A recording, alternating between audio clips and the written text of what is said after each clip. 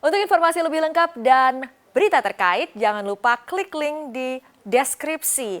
Install juga aplikasi CNBC Indonesia di App Store maupun di Play Store dan please subscribe ya guys. Ya memang kalau berbicara soal target, jarang ada orang yang berbicara untuk target itu diturunkan ya, selalu dinaikkan. Apalagi pada tahun-tahun di mana terjadi pemulihan. Tahun 2020 sendiri sebetulnya kami sempat menurunkan target dari dana kelolaan. Kenapa? Karena terutama di awal-awal Q2 ataupun di akhir kuartal 1, memang disitulah sebetulnya puncak-puncaknya pandemi ini berlangsung.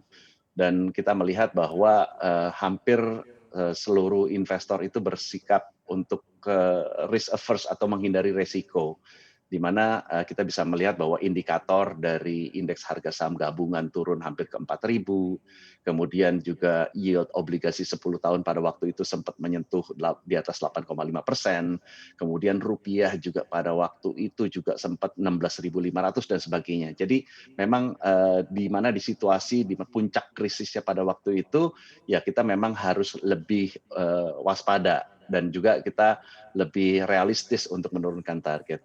Nah, di tahun 2021 ceritanya memang agak berbeda, di mana tahun 2021 itu diharapkan akan terjadi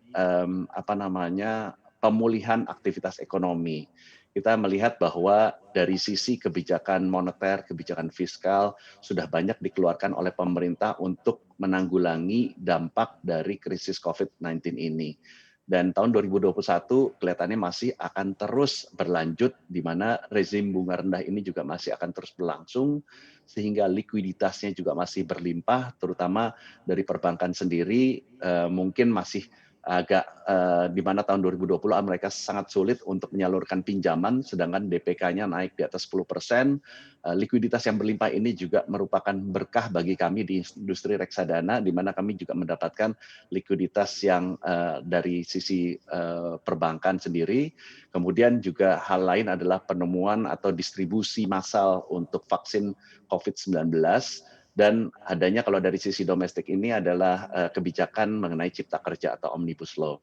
Nah, hal-hal positif inilah di tahun 2021 yang akan menjadi dasar bahwa target untuk 2021 ini sebetulnya kami masih lebih optimis atau jauh lebih optimis dibandingkan dengan tahun 2020.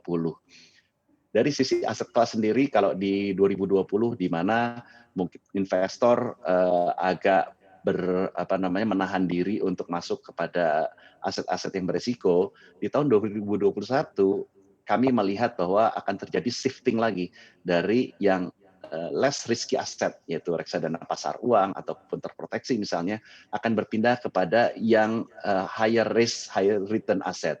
Seperti misalnya reksadana pendapatan tetap ataupun juga di reksadana saham.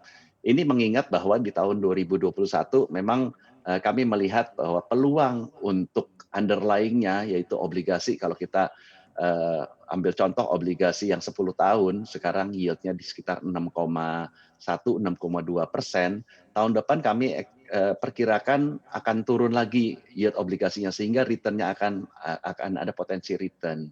Nah, berapa besar potensi return kalau kita berinvestasi di indeks obligasi? Kurang lebih sekitar 8-10% di tahun 2021.